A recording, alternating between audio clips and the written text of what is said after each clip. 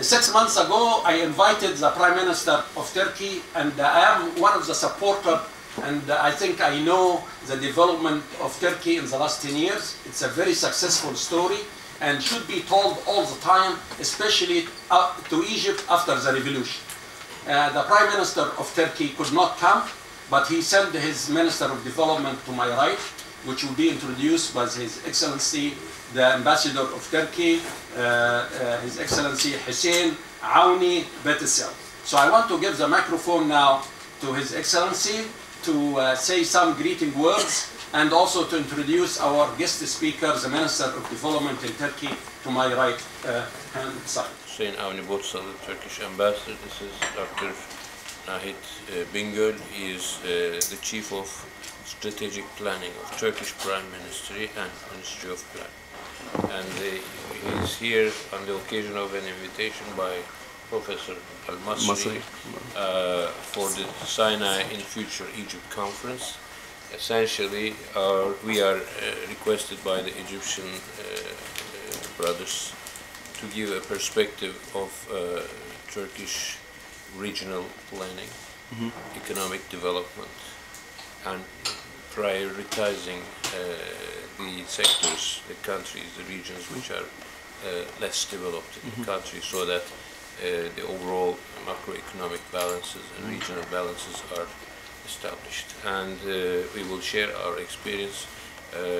Dr. Bingöl is a top-of-the-line bureaucrat and a very experienced scholar in development sector and strategic planning, urban development, and all these sectors. I am here as ambassador to carry the message of Turkish Prime Minister and Turkish government, message of support and friendship to brotherly people of Egypt.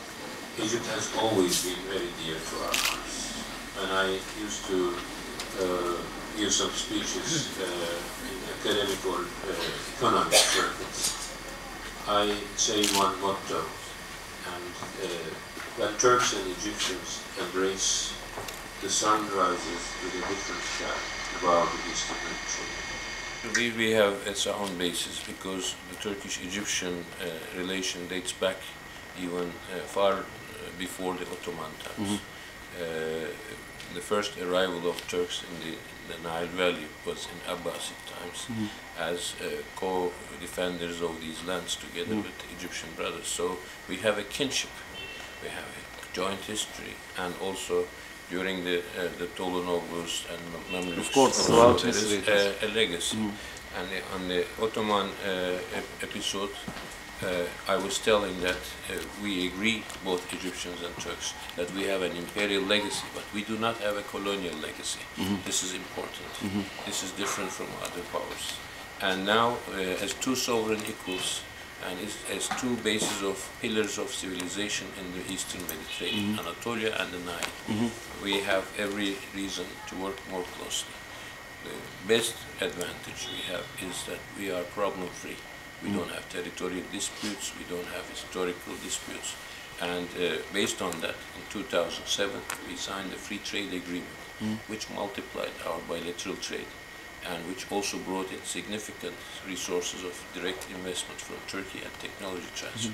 Currently, we are employing, Turkish factories in Egypt are employing more than 50,000 families. And this is a wonderful relationship, of course. Now, with the people-to-people contacts after the transition, I think this relationship will expand even further. I'm confident to say that we're having a thriving economy for the last decade, and statistically now Turkey's economy is the 6th largest in Europe and then 16th in the world. And as we are approaching the centennial anniversary of our republic, in order to be able to talk about a region, we have to start with the international perspective and then the national perspective, and then you go down to the regional perspective. Because there is a notion of what we call as multi-level governance in play. So what you see in a region is just perhaps a repercussion of what starts at the international level. So sort of a more comprehensive analysis and approach would be needed for any kind of region, be it Sinai, be it any other region in any part of the world, Yes. because of such connectedness. And because of this advances in communication and all of that stuff, and each region, again, be it Sinai or any other region, comes with its own opportunities and threats and weaknesses and strengths. So we are here to share about our experience and then perhaps to learn from you how to look at the issue. I think the key to any sort of development is to trust your human resources first. Development is, I think, is a notion that considers how to employ your resources into a well-developed, better developed state.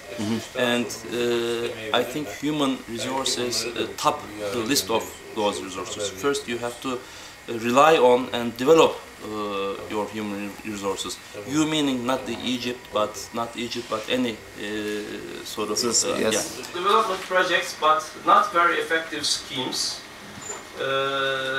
And when the situation, or when we came into the mid 2000s, the situation and our perspective and understanding of regional development has started to change. Growth or development, if you like, does not happen all at once. It's a gradual, if you like, process. And just on top of it, on top of the human resources approach, I think we should look at the issue in such a way that each region has really its own untapped potentials. Okay, that hasn't been explored before. Yes.